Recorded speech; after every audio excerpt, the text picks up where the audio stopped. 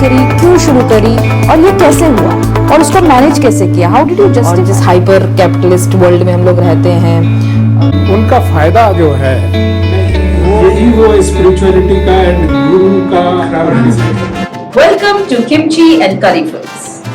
Kimchi and करी films के इस पहले एपिसोड में आपका बहुत बहुत स्वागत है। हमारा समाज आज राजनीतिक संकट, सामाजिक उथल पुथल और तेजी से बदलती हुई मेट्रोपॉलिटन लाइफस्टाइल से गुजर रहा है। ऐसे में इंटरनेशनल योगा डे के अवसर पर हमें एक बात याद आती है, क्या योग सिर्फ एक शारीरिक अभ्यास है या फिर ये हमारे मन, समाज और पूरी दुनिया को जोड़ने का एक शक्ति बन सकता है? और इसी से जुड़ा हुआ एक सवाल है कि ये योगा डिप्लोमेसी आखिर क्या है? ऐसे ही कुछ गहरे, आसान और दिलचस्प सवालों पर हमारे साथ बात करने के लिए हमारे मेहमान हैं mister Satendra Kumar. Mister Satendra Kumar Indian foreign service से रिटायर्ड एक्स एम्बेसडर सूरीनाम। उन्होंने बहुत सी कंट्रीज जैसे Holland, Zanzibar, Iceland, Sri Lanka, Germany, South Africa, Pakistan जैसी कंट्रीज में अपनी सर्विसेज दी और इनका एक बहुत ही महत्वपूर्ण प्रोजेक्ट था योगा डिप्लोमेसी। तो आज इनसे कुछ ऐसे ही सवालों पर हम बात करेंगे। आज मैं बहुत एक्साइटेड भी हूँ और इमोशनल भी, क्योंकि मिस्टर सतेंद्र कुमार मेरे पापा हैं। Welcome mister Satendra Kumar. कैसा लग रहा है आपको हमारे स्टूडियो में आके? गर्व और हर्ष दोनों का अनुभव हो रहा है। अपने बच्चों की पॉडकास्ट के माध्यम से मैं समझ रहा हूँ कि मैं अपनी आध्यात्मिक और सांसारिक यात्राओं के अनुभव से जो मैंने अपने लिए सीखा, समाज के लिए सीखा, अपने राष्ट्र के लिए सीखा,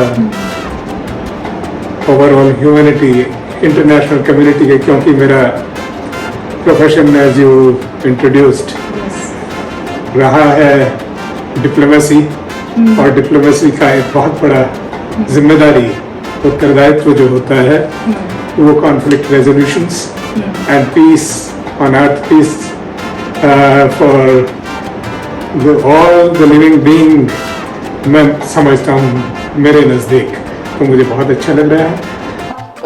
आपने अपने डिप्लोमेटिक करियर में इंटरनेशनल योगा डे भी मनाया। इनफैक्ट वो फर्स्ट टाइम मनाया था जब 2015 में ये मनाया आपके पीक ऑफ द करियर में। आपका एक्सपीरियंस कैसा रहा in terms of connecting these two things? अभी हम जून के महीने में हैं और 21 जून को इंटरनेशनल योगा डे भी है और सब लोग इसको मनाते हैं, और जिस तरीके से प्रोजेक्ट किया गया है स्कूल्स में, कॉलेजेस में, हमारी यंगर जनरेशन जैसे इसको रिसीव कर रही है, वो इसको सिर्फ फिजिकल पोस्चर्स या आसनास के तौर पर देख रही है। आप योगा डे को कैसे देखते हो? योगा इंटरनेशनल डे या योगा और बाकी के जो आपने जैसे मेंशन किया क्रिया योग, ये दोनों कैसे आप इन दोनों को एक साथ कैसे देखते हो? अच्छा क्वेश्चन है, क्योंकि वैसे लोग कम ही मिलेंगे जो योग के प्रैक्टिशनर भी हैं और योग की इवेंट्स, जिसे इंटरनेशनल योगा डे एक इवेंट है, उसको ऑर्गेनाइज करने की और ग्लोबली जिम्मेदारी लेते हैं। हमारे आजकल मैं देखता रहता हूँ जो कलीग्स हैं वो उनका ऑलरेडी इंटरनेशनल योगा वीक चल रहा है, एम्बेसीज की वेबसाइट्स में बहुत प्रमोशन चल रहा है और वो किस तरह से इवेंट्स को ऑर्गेनाइज करते हैं, ये सब चल रहा है। तो मेरा व्यक्तिगत अनुभव है, मैं उस समय सर्विस में था ही जब पहला इंटरनेशनल योग डे मनाया गया यूनाइटेड नेशंस की अप्रूवल के बाद। जैसे मोदी जी प्रधानमंत्री बनते हैं 2014 में, तो सितंबर में जब यूनाइटेड नेशंस के उसमें जो इवेंट होती है वहाँ गए, एनुअल इवेंट है वो, तो वहाँ ये प्रस्ताव लाया गया था कि योग का हम एक इंटरनेशनल योग डे मनाएंगे। सितंबर में प्रस्ताव रखा, दिसंबर में पास भी हो गया और बड़ी भारी, ये यूनानिमसली पास हुआ, कोई वोट इसके अगेंस्ट नहीं गया, क्योंकि इसके दो कारण हैं कि एक तो वर्ल्ड कम्युनिटी पहले से ही भारत की इस सॉफ्ट पावर को पहले से ही जानती थी। पहले से ही हाँ, बहुत सारे लोग जो आध्यात्मिक यात्रा आरंभ करना चाहते हैं, जिन्हें भारत के बारे में ये तो पता था कि वहाँ बड़ी ज्ञान है, वहाँ साहित्य, जब से उपनिषद वेस्टर्न ऑडियंस तक पहुँचने लगे ट्रांसलेशंस के बाद, तो भारत के ज्ञान के बारे में कि वो बोलते थे, एरिस्टोटल्स और क्या कहते हैं, ग्रीक ने भी कहा कि जो ये जो तत्व की मीमांसा है, तो गॉड और उसके क्वेश्चन, वो सबसे अच्छे तो ब्राह्मणों ने वहाँ भारत में डील किए हैं। तो इस तरह का भारत के बारे में जान तो पहले से था। तो जब ये प्रस्ताव आया तो ये यूनाइटेड नेशंस के जो सस्टेनेबल डेवलपमेंट गोल हैं, जो एजुकेशन के, हेल्थ के, पॉवर्टी एलिविएशंस के, उनके साथ भी बहुत अच्छे से जा रहा था, तो ये हो गया। तो ये बात हुई 2014 की, और 15 में सबसे पहले मनाया गया इंटरनेशनल योग डे। तो उस समय मैं भारत का कौंसल जनरल था तंजानिया में। ओके। और हमने तब तक इसका इतना हमें पता भी नहीं था कि गवर्नमेंट ऑफ इंडिया का कितना भारी फोकस है इसके योग को प्रमोट करने में।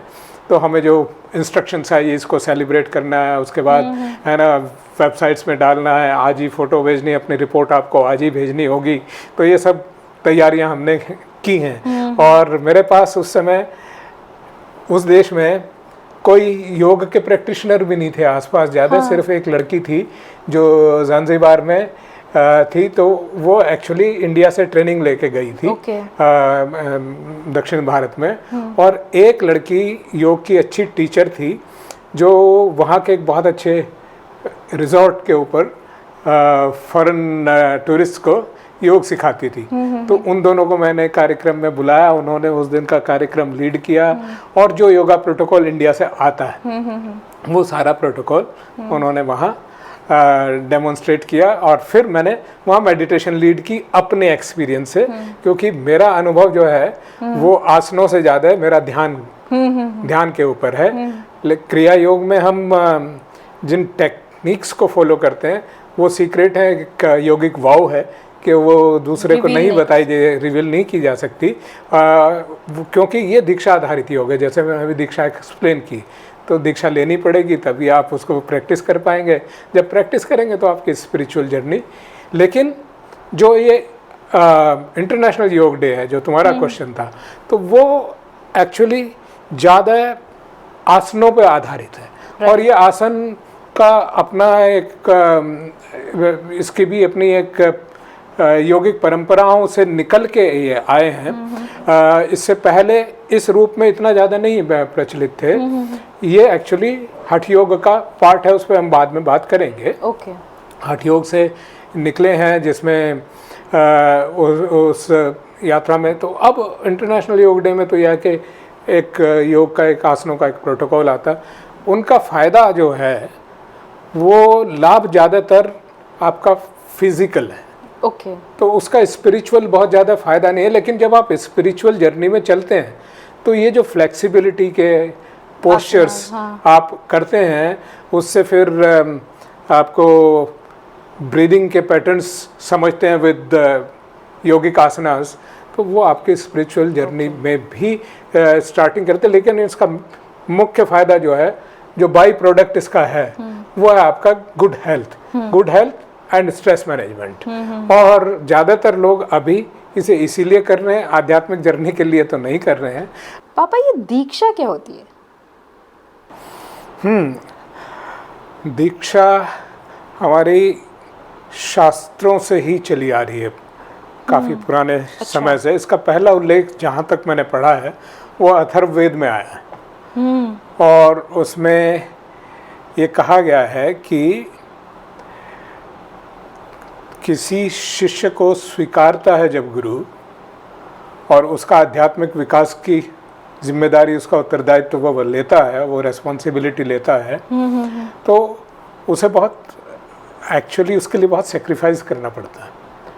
और अथर्ववेद में उल्लेख है कि गुरु को शिष्य के बॉडी में कम से कम 3 दिन के लिए प्रवेश करना पड़ता है। और वो उसके सारे क्लेंजिंग करता है और अपने शिष्य को एक्सेप्ट करता है। तो उसके बाद शिष्य का आध्यात्मिक विकास गुरु के जो अलग अलग सोपानों में वो उसको देता रहता है शिक्षा, तो उससे उसका आध्यात्मिक विकास होता है। तभी आदमी गॉड रियलाइजेशन के एनर्जी अपनी बॉडी को एनर्जाइज करने के और स्पिरिचुअल अंडरस्टैंडिंग के पाथ पे आगे बढ़ सकता है। और यहाँ तक कहा गया, इसलिए पहले आश्रम की व्यवस्था होती थी, इसलिए कहा गया कि शिष्य को एक्चुअली अंतर्वासी होना चाहिए, गुरु के साथ रहना चाहिए, तब जाके वो उसका आध्यात्मिक विकास होगा।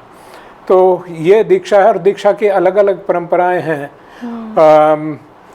कुलार्णव तंत्र में जो वाम मार्गी तंत्र है शैव कश्मीर का, तो उसमें तो ये उल्लेख आया है कि 7 तरह की दीक्षाएं होती हैं। तो एक्चुअली वो ट्रांसफरेंस ऑफ एनर्जी है। Transference of energy with touch भी होती है, और वो कहते हैं कि यहाँ तक हो सकती है कि विद गेज भी गुरु दे सकता है transference of energy, with touch, with gauge, with तरह तरह की, और इस तरह के वो 7 विधाएं हैं जो उस कुलार्णव तंत्र में उनका उल्लेख आता है। तो इसी तरह से गुरु भी उसमें बताए गए कि 6 तरह के गुरु होते हैं। एक गुरु है प्रेरक, जो वैसे ही बोल देगा तो आपको प्रेरणा मिल जाएगी आध्यात्म में जाने की, जैसे आज हम बात कर रहे हैं। तो ये इसको कह सकते हैं कि मैं एक प्रेरक गुरु का रोल अदा कर रहा हूँ यहाँ। जो लोग सुनेंगे, आध्यात्म की तरफ जाने का उनका मन करेगा, तो ये प्रेरक गुरु हो गया। कुछ प्रवचक गुरु होते हैं, उनका भी उल्लेख है, वो बताएंगे, वो स्पिरिचुअलिटी आपको एक्सप्लेन करेंगे। और सबसे एक्सट्रीम जो स्टेज होती है गुरु की, वो बोधक गुरु होता है, जो आपको इतना आगे ले जाता है कि आपको भी एनलाइटन कर देता है। तो वो बोधक गुरु, ये इस तरह का उल्लेख हमारे शास्त्रों में आया है। मेरी यात्रा काफ़ी अनुभव जनित है, तो मैं अभी तुमसे अनुभव बताने वाला हूँ।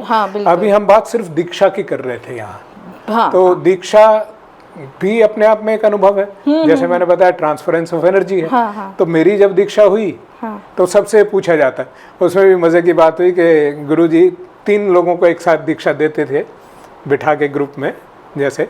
तो जो मेरे ग्रुप में एक रशियन थी, एक जर्मन थी और मैं इंडियन था। तो Guruji asked me, do you speak German? मैं नो। तो गुरुजी बोले, you know I have learn German, you should learn German. Russian, she can't speak German, तो और इंग्लिश नहीं।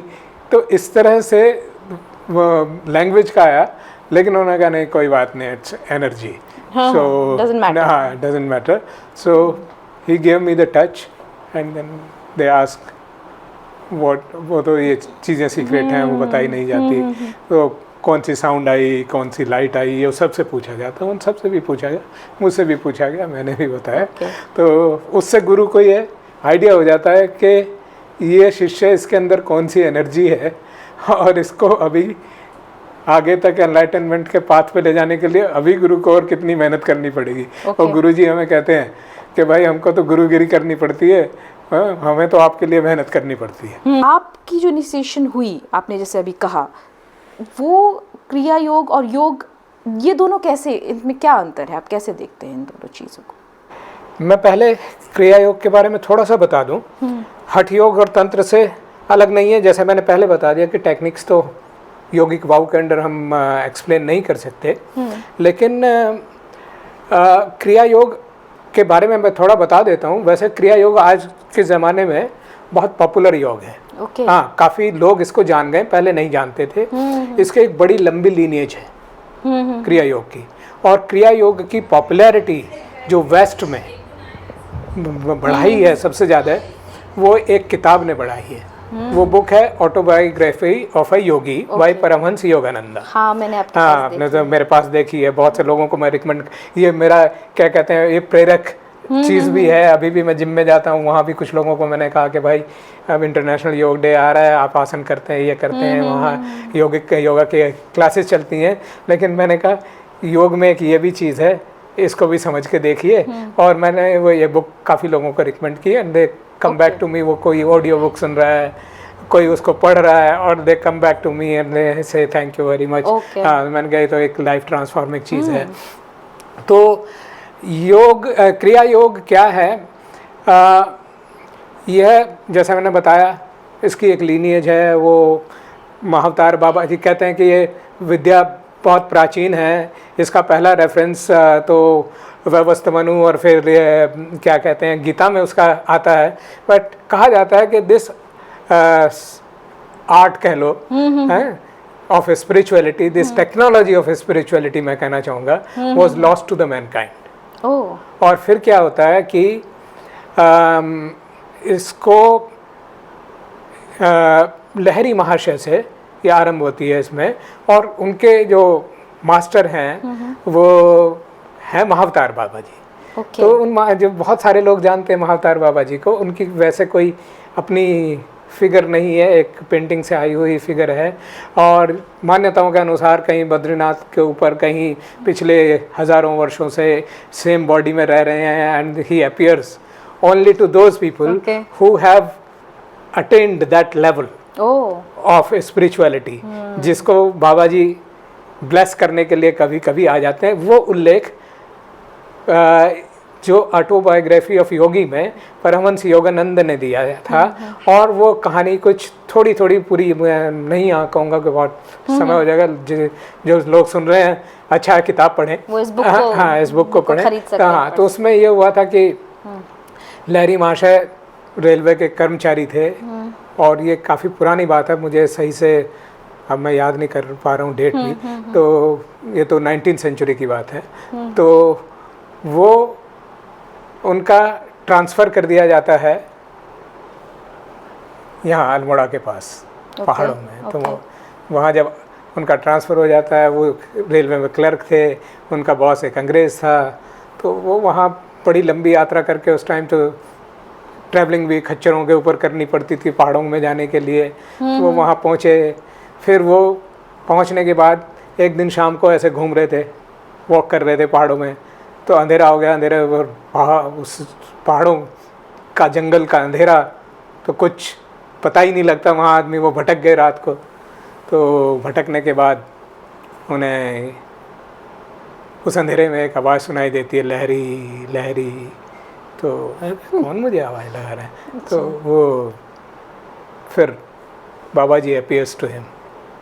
हाँ, और वो फिर उनको ले जाते हैं एक गुफा में। गुफा में ले जाके वहाँ दिखाते हैं, ये तुम्हारा कंबल है, ये तुम्हारा कमंडल है, और इस गुफा में तुमने पिछले जन्म में बहुत साधना की थी। This is the time I am giving you this kriya and you have to initiate people to lead them on the path of spirituality. तो फिर ये क्रिया योग लहरी महाशय, फिर उसमें और बहुत सी कहानियाँ कि वो तो ट्रांसफ़र गलती से हो गया था, ट्रांसफ़र लेटर फिर उनको वापस मिलता है, तो वापस बनारस आ जाते हैं।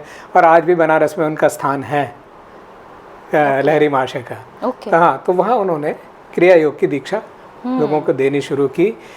और जो प्रैक्टिशनर है वो ये बता सकता, मैं तुम्हें मतलब जैसे बताया टेक्निक नहीं बता सकता, लेकिन मैं ये बता सकता हूँ कि इसमें जो हम योग के बारे में जानते हैं, मुद्राएं भी हैं, बंद भी हैं, आसनास भी हैं, और सबसे इम्पोर्टेंट चीज़ है प्राणायाम है। और उस प्राणायाम से आपको जो इसको बहुत से लोग मतलब अगर उसको तंत्र से जोड़ें तो इसमें तंत्र भी है, कुंडलिनी भी जागरण इसमें है। तो इसमें एनर्जी को जैसे उठाया जाता है, एनर्जी आपके सहस्रार में आती है, चक्र, नाड़ी, ये सब तंत्र की चीज़ें हैं जिनके बारे में आजकल इंटरनेट में और बहुत सारे लोग जो है ना कुंडलिनी जागृत करनी है, हाँ, ये करना है, ये बहुत सुना होगा। तो हाँ, तो ये बहुत पॉपुलर चीज़ है, लेकिन क्रिया योग को वो लोग नहीं जानते। और लेकिन क्रिया योग में ये सब होता है। और ये मेरा अपना पर्सनल अनुभव है कि मैंने कहीं एक बार स्वामी राम की एक किताब पढ़ी थी, हैप्पीनेस विद इन। तो उन्होंने कुछ एक ऐसी चीज़ें बताई जो मुझे बड़ी उस टाइम मतलब लगी थी कि मैं उनको बिलीव नहीं कर सकता। कि बात थी कि जैसे बुद्धिस्ट, तिब्बतन बुद्धिस्ट हैं, वो तो दे फ्लाई ओवर वैलीज, है ना, they can fly, they can levitate, तो ये सब चीज़ें लगती हैं मैं। लेकिन मुझे प्रैक्टिस, अब मेरी 26 साल की प्रैक्टिस है, प्रैक्टिस करते करते उस एनर्जी का जो अनुभव है, अब ये मैं कह सकता हूँ कि यस यू कैन लेविटेट, ये अनुभव मुझे हो रहा है।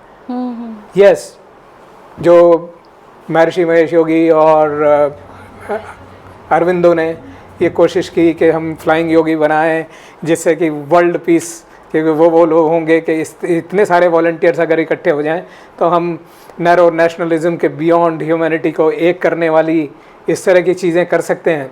तो अब वो मुझे नहीं पता कि श्री अरविंदो किस तरह के योग की प्रैक्टिस कर रहे थे, वो तो योग के बहुत बड़े योगा फिलॉसफी के तो मास्टर हैं ही। और महर्षि महेश योगी के बारे में मुझे मालूम है कि वो TM कराते थे, ट्रांसेंडेंटल मेडिटेशन, वो भी ध्यान की क्रिया है। तो इसी तरह से क्रिया योग भी वो ध्यान की क्रिया है जिसमें आप ध्यान के उस लेवल पे पहुंच जाते हैं जो बियॉन्ड। और उसमें एक जगह मैंने कहीं शास्त्रों में पढ़ा है कि इससे क्या होता है कि ये यात्रा आपको वो अनुभव करा देती है कि आप ईश्वर को जान जाते हैं, अपने इष्ट को जान जाते हैं। ये मैं प्रैक्टिकल पर्सनल अनुभव की बात कर रहा हूँ कि जैसे मैंने बताया, बड़ा तर्कशील आदमी था। जब मेरी दीक्षा हुई तो गुरु ने मेरे से पूछा तुम्हारे ईष्ट कौन है। मैंने कहा मेरा कोई इष्ट नहीं, मैं तो एब्स्ट्रैक्ट में बिलीव करता हूँ। He looked at me, okay, said nothing. Then I said मैं तो बहुत फिलॉसफी पढ़ता हूँ, मैंने ये किताबें पढ़ी हैं, वो किताबें पढ़ी हैं। He said don't read, just practice. मैंने कहा कैसे गुरु हम बोल रहे हैं डोंट रीड, तो ही सेड डोंट। मैंने कंटिन्यूड प्रैक्टिसिंग गलत सही करता गया। बीच बीच में गुरु से कांटेक्ट बहुत मिनिमल रहा क्योंकि मैं तो वर्ल्ड में I was travelling around different places में पोस्टिंग्स होती थी। एक्चुअली मैंने दीक्षा के टाइम में गुरुजी से डाउट किया था। मैंने बोला कि मैं नहीं, मेरे दो चीज़ें हैं, एक तो हमारी सर्विस में अल्कोहल चलता है, मैं अल्कोहल लेता हूँ आप मना करोगे, और दूसरा ये कि I keep travelling around the world, तो मैं कैसे आपको फॉलो करूँगा। ये सर डोंट वरी, ये मैं अल्कोहल के लिए मैं तुम्हें इसलिए नहीं बोल रहा हूँ, तुम अपने आप छोड़ोगे। और जहाँ तक बात फॉलो करने की है, I will follow you, it would. तो वो मैं प्रैक्टिस करता रहा। तो पहली बार मेरी एक इनिशिएशन के बाद पहली मीटिंग हुई है 7 साल के बाद। 2000 में मेरी इनिशिएशन हुई है, 2007 में श्रीलंका की पोस्टिंग के बाद मैं आया, तब तक वेबसाइट बन गई थी, मुझे ईमेल मिल गया। मैंने गुरुजी को ईमेल में लिखा कि I have practised enough and my ego was speaking. I said you know I want to take advance kriyas from you, मैंने बहुत प्रैक्टिस कर लिया। he said don't worry, be good and do good wherever you are, and if you want to learn advanced kriyas you come. So I went to the ashram, Puri में हमारा mother centre है, आश्रम में मैं गया था, 2007 में गया। उसके बाद मेरी अगली मुलाकात होती है जाके 2011 में। तब क्या हुआ था, कहते हैं योग से बहुत सारी ये चीज़ें होती है, क्लियर वॉयंस हो जाती हैं, तो उस टाइम मुझे भी होने लगी थी। पापा, क्या आपने कभी कोई स्पेशल पावर या एनर्जी महसूस की है? 2011 का वर्ल्ड कप फाइनल था, इंडिया श्रीलंका के बीच में फाइनल था। उस दिन हमने ऑफिस में बड़ा सा कार्यक्रम रखा था। श्रीलंकन हाई कमिश्नर को अपने यहाँ इनवाइट किया था कि दोनों एम्बेसीज मिलके मैच, क्योंकि इंडिया श्रीलंका के बीच में फाइनल है, देखना है। तो सुबह को तुम्हारी मम्मी ने इंटरेस्ट के लिए, मतलब आउट ऑफ दैट इंटरेस्ट हमें भी एंग्जाइटी कि आज जीतेगा कौन, बताओ। तो मुझे कुछ हुआ, आई set in a minute and I saw the whole match going, overs by overs। 5 over में इतना स्कोर बनेगा, ये आउट हो जाएगा।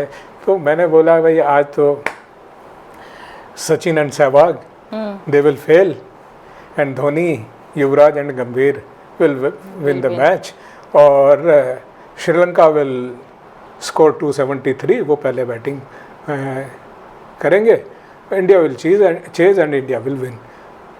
तो मैं जाके वहाँ, जब हम सब पूरा 2 एम्बेसी बैठ के मैच देख रहे हैं, तो मैं मजाक में उनसे ये बोल रहा हूँ कि मैच तो फिक्स्ड है, इंडिया जीत रहा है तो लेकिन जब स्थिति डामाडोल होती थी तो कहते हैं सर आप गलत बोल रहे हो, कुछ कलीग्स ऐसे बोलते थे। एनीवे ये वो मैं इसको योग के अनुभव से जोड़ के बता रहा हूँ कि वो इस तरह की क्लेयरवॉयंस और कुछ चीज़ें होने लगी, मैं लोगों को बताने लग गया। 2011 में मैं हॉलैंड में आश्रम है मेरी, हॉलैंड में ही पोस्टिंग थी, तो आश्रम से इनविटेशन आया कि भाई हमारे यहाँ कार्यक्रम है, एम्बेसी का रिप्रेजेंटेटिव के तौर पे मैं पहुँचा।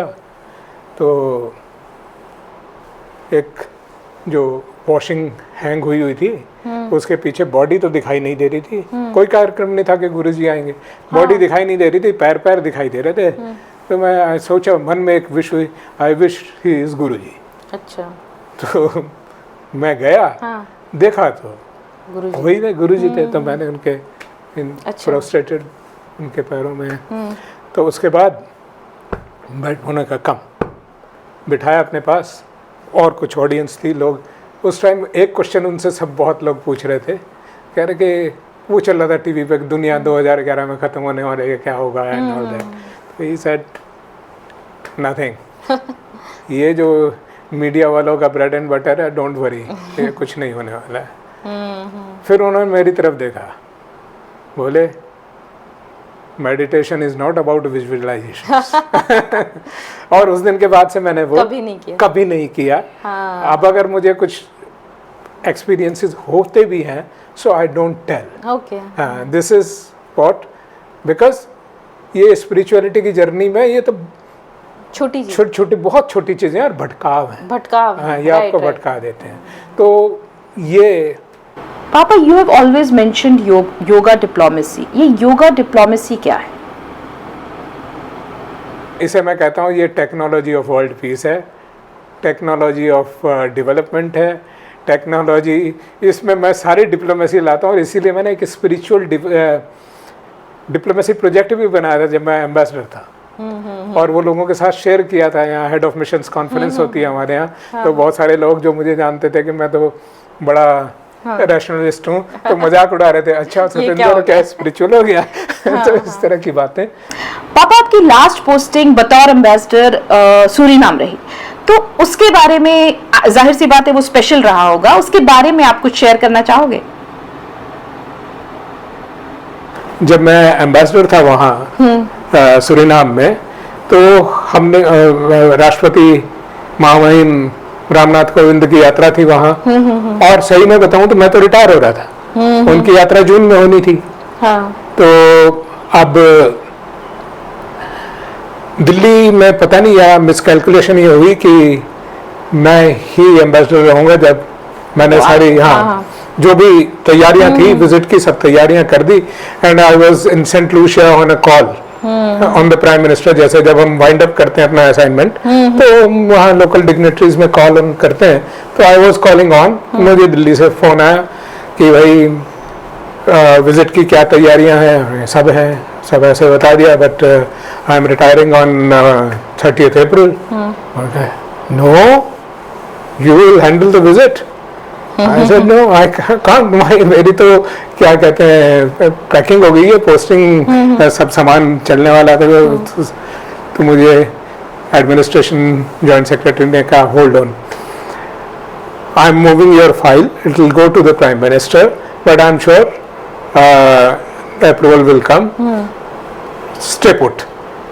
तो वो हुआ और उसके बाद मेरी एक्सटेंशन की फाइल अप्रूव हुई। मुझे ही वो इवेंट हैंडल करना था, करना पड़ा। वो उस विजिट के साथ international day of yoga aligned था। हाँ, क्योंकि वैसे तो वो हमने जो कार्यक्रम बनाया था वो डियास्पोरा उनका जो सूरीनाम में डियास्पोरा अराइवल डे होता है, वो उसके लिए बनाया गया था। और उसी से हमने एक इंटरनेशनल डियास्पोरा कॉन्फ्रेंस लिंक की हुई थी। तो तुम्हारे जेएनयू के बहुत सारे प्रोफेसर्स डियास्पोरा के, मैंने तुम्हें बताया, साथ शेयर भी की थी वो स्टोरी। तो वो सब लोग आए हुए थे। तो हमने वो बड़ी इवेंट की, जो हमारे बायोलेटरल होते हैं, जो MOUs होते हैं हैंडल करने के, वो सब हमारा बायोलेटरल कॉपरेशन का एक बड़ा एजेंडा था, वो सब भी किया। लेकिन उसी हॉल में ओवरनाइट सब कुछ चेंज करके अगले दिन उसको इंटरनेशनल योगा डे का वेन्यू बनाना था, और वो हमने बनाया। और उसमें मैंने एक और काम किया कि मेरे जो पहले योग गुरु हैं मेरे शहर से, भारत भूषण जी तुमको भी मिला है, तो उनको मैंने इनवाइट किया ये कार्यक्रम हैंडल करने के लिए। और अभी तक की this is the only event international yoga day में इंटरनेशनली जहां पे 2 प्रेसिडेंट एक साथ इंटरनेशनल योगा डे सेलिब्रेट कर रहे हैं। 2 president, president of India and president of Suriname. Okay, तो वो हमने हैंडल किया था। हैंडल किया। पापा, इस पूरी स्पिरिचुअल जर्नी में कोई ऐसा अनफॉरगेटेबल मोमेंट आप शेयर करना चाहेंगे जो आप अभी भी चेरिश करते हैं? एक तो मेरे लिए अनफॉरगेटेबल इवेंट है कि I received Dalai Lama yes yes.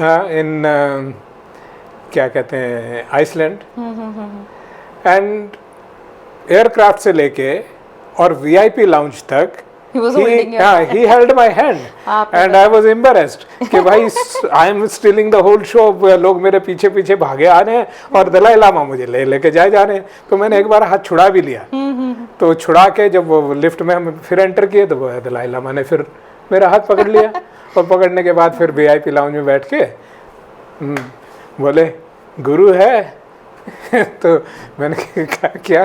कहते इंडियंस हमारे गुरु है ना, गुरु। और फिर मैंने देखा कि दलाई लामा जहाँ भी बात करते हैं, जब उनसे लोग पूछते हैं, अगले दिन उन्होंने वहाँ कार्यक्रम भी किया, तो उनका एक ही मैसेज होता है, कंपैशन। दैट इज बुद्धा's मैसेज है ना। तो अब आपकी कोई डियटी है या नहीं है, बुद्धा तो उसमें बिलीव नहीं करते, आत्मा में भी बिलीव नहीं करते, लेकिन ध्यान, तो ध्यान की बहुत सारी टेक्निक हैं। बुद्धिस्ट ध्यान भी वही ध्यान है जो हमारे तंत्र में है, जो हमारे हठ योग में है, जो हमारे राजयोग में है, वही ध्यान बुद्ध की जो मैसेज है, जो एनलाइटनमेंट है, वो तो ध्यान से आया है ना, ध्यान से। हाँ, तो वो भी, तो मेरा कहने का मतलब है कि be kind, number 1, B compassionate, be kind, अपने कर्मा को अच्छा करो, गुरु will appear and you will be laid on the path of spirituality. Even if Guru does not appear. Even if Guru does not appear, be kind, right. be good, right. good to the humanity, good to the people, beyond your caste, religion, narrow nationalism. इस तरह के Karma, I am sure Guru will appear. Okay. If your karmas are such, Guru will certainly appear. Right. पापा, योगा ने आपको एक person के तौर पे, एक डिप्लोमेट के तौर पे कैसे और कितना इन्फ्लुएंस किया? मेरे साथ कई सारे ऐसे इंसिडेंट हुए हैं जो स्पिरिचुअलिटी को, मैं नहीं था लेकिन I was pushed into spirituality. तो उसमें हमारे पास, हमारी हेरिटेज में बहुत नॉलेज है एंड बहुत सारे स्पिरिचुअल मास्टर्स हैं जो उस डोमेन में हैं। ये मैं अब क्रिया योग के पर्सनल अनुभव के आधार पर कह सकता हूँ कि जो भी कुछ शास्त्रों में कहा गया है वो ठीक है, सत्य है, लेकिन वो थियरी है। और यही मेरे गुरुजी कहते हैं, तभी उन्होंने कहा था कि ज़्यादा कोई पढ़ने की ज़रूरत नहीं, लेकिन हाँ 7 साल बाद जब दोबारा मिला तो then he said read the scriptures. तो स्क्रिप्चर समझ में आते तब हैं जब आप प्रैक्टिस करते हैं। तो इसका अल्टीमेट मैं बता देता हूँ। अल्टीमेट ये है कि मेरा जो इससे जो अनुभव हुआ है कि जो किसी चीज़ में बिलीव नहीं करता था, सिर्फ निराकार में बिलीव करता था, वो साकार में करने लग गया। वो ईस्ट में बिलीव करने लग गया, उसको ईस्ट का मंत्र भी आ गया ऊपर से, है ना। वो सारी चीज़ें जो विजुअलाइजेशंस हैं, अब इसको भी मैं सीक्रेट ही रखूँगा कि कौन मेरे इष्ट हैं और क्या, कौन मुझे अपीयर होते हैं, लेकिन वो फिर जब मैं तंत्र को पढ़ता हूँ तो उसमें पूरी टेबल वही है जो मुझे ना किसी ने बताया, ना मैं उसमें बिलीवर था।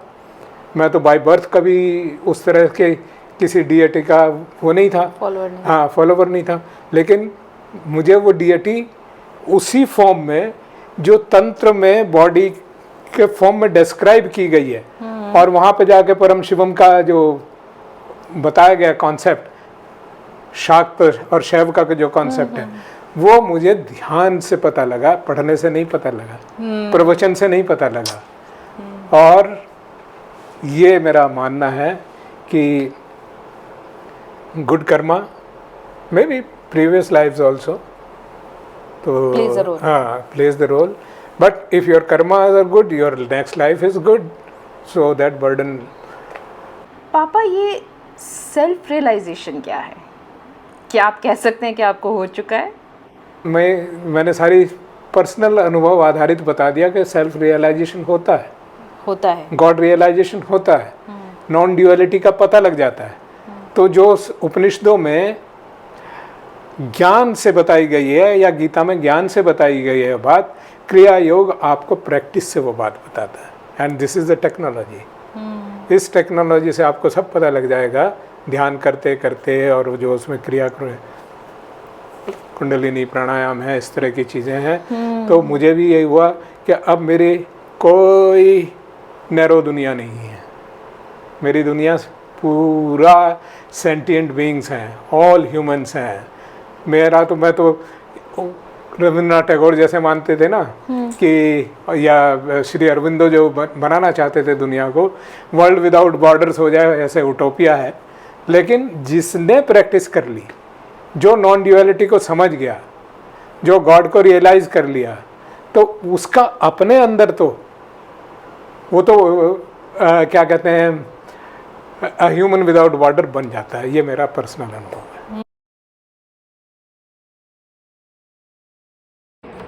1998 में एक बहुत प्रसिद्ध योगी हुए हैं, योगी भजन। अमेरिका में ज़्यादा उनका काम था। वो उन्होंने सिख परंपरा, सिख की जो गुरुओं की परंपरा में भी योग है, तो उस योग को मॉडर्न टाइम में बहुत पॉपुलराइज किया है। उनके बहुत फॉलोवर हैं अमेरिका में। तो वो 1998 में हैम्बर्ग में उनका आना हुआ। तो जैसे मैंने कहानी बताई है कि मेरी कैसे इनिशिएशन हुई थी, ये तो उस इनिशिएशन से भी 2 साल पहले की बात है, 98 की। तो हमें ये इनविटेशन मिला कि योगी भजन वहाँ आ रहे हैं और आप, हमें इनविटेशन मिला। तो हम अपना एक तरह से कि किससे मिलना है, किससे नहीं मिलना है, और कुछ वजहों से हमें ये था कि वो करना चाहिए इसमें check, because he was a US citizen.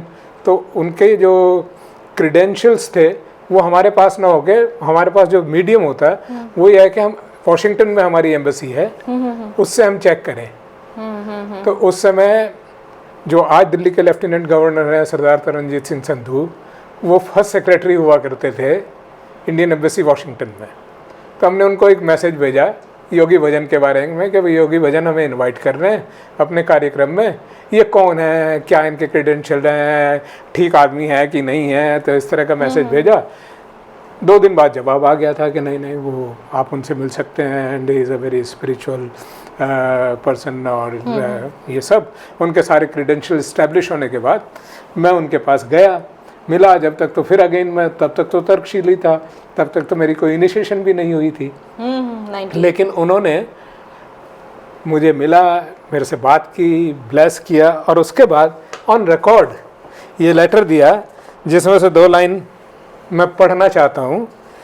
May we uplift humanity with the grace to make our every action conscientious, intelligent and positive, and may we keep a love in our hearts for all, for if we cannot see God in all, we cannot see God at all. And same thing my Guru says. So I was maybe I was destined to come into this path. Thank you. Om Shanti. I bow to all the masters of all faith, and I bow to all my viewers